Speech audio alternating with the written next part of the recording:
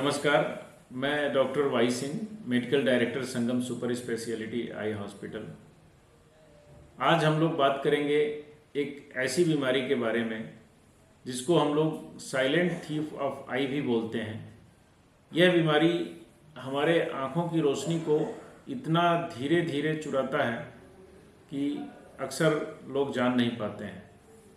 इसको medical language में glaucoma बोलते हैं, सामान्य बोलचाल की भाषा में इसको समलबाई बोलते हैं या काला मोतिया बोलते हैं। यह एक ऐसी बीमारी है जिसमें आँख का प्रेशर बढ़ जाता है, जिसकी वजह से नसों पे दबाव पड़ता है और धीरे धीरे नस सूखती है, जिसकी वजह से हमारी रोशनी धीरे धीरे कम होती है।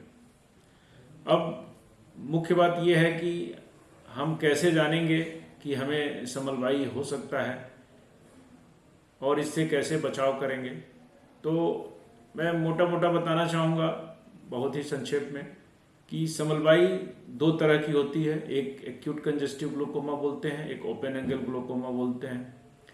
एक्यूट कंजेस्टिव ग्लूकोमा जो होता है उसमें अचानक रोशनी कम होती है, आँखों में तेज़ दर्द होता है, सर में दर्द होता है, उल्टी महसूस होती है, रोशनी के चारों तरफ घेरे दिखते हैं।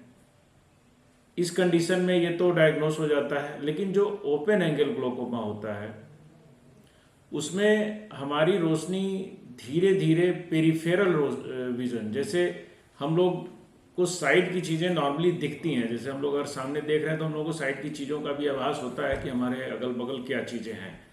लेकिन जैसे जैसे ग्लूकोमा बढ़ता है तो हमें साइड की विज़न कम होने लगती है। इसको पेरिफेरल विज़न कॉन्स्ट्रिक्शन बोलते हैं। धीरे धीरे क्या होता है कि स्थिति ऐसे आती है कि बस हम लोगों को केवल सामने दिखता है, उसको ट्यूबुलर विज़न कहते हैं। और अक्सर ये कंडीशन बहुत लेट में डायग्नोस होती है। तो अब हम लोग ये जानेंगे कि समलबाई के लक्षण क्या होते हैं। समलबाई में रोशनी के चारों तरफ रंगीन घेरे दिखना, सर में दर्द होना, आँखों में दर्द होना, शाम को अक्सर आँख का दर्द बढ़ जाना कम लाइट में, ये सारी चीज़ें होती हैं जो समलबाई के तरफ संकेत करती हैं। अब रिस्क फैक्टर क्या है, कौन है इसके रिस्क पे, जैसे 40+ का एज हो, परिवार में किसी को समलबाई हो, इसके अलावा डायबिटीज़ हो, ब्लड प्रेशर हो या स्टेरॉयड नामक दवाई चल रही हो, किसी को हाई मायोपिया हो या हाइपरमेट्रोपिया हो, ये सारे लोग ग्लूकोमा के रिस्क में रहते हैं। तो ये आवश्यक है कि अगर फैमिली हिस्ट्री नहीं भी है तो 40 वर्ष के उपरांत एक नियमित आँख का चेकअप कराना चाहिए। इसमें हम लोग आँख का प्रेशर चेक करते हैं और भी कुछ स्पेसिफिक जांचें होती हैं, जैसे ओसीटी करते हैं, विजुअल फील्ड करते हैं। तो हम लोग अगर शुरुआती दौर में ग्लूकोमा को डायग्नोस कर लिया जाए तो इसका जो बढ़ना है वो हम लोग काफ़ी हद तक कंट्रोल कर लेते हैं।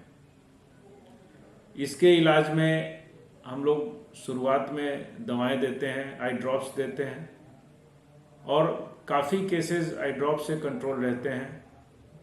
अगर आई ड्रॉप से नहीं कंट्रोल होता है तो हम लोग लेज़र करते हैं, लेज़र से भी नहीं कंट्रोल होता है तब हम लोग सर्जरी के तरफ आगे बढ़ते हैं। तो बेहतर ये रहता है कि हम लोग अपने नेत्र की रोशनी को लेकर जागरूक रहें, नियमित चेकअप कराते रहें, जिससे कि ऐसी स्थिति ना आए कि समलबाई या ग्लूकोमा जैसी बीमारी हमारी आँखों की जिससे कि समलबाई या ग्लूकोमा जैसी बीमारी हमारी आँखों की रोशनी को चुरा ना पाए।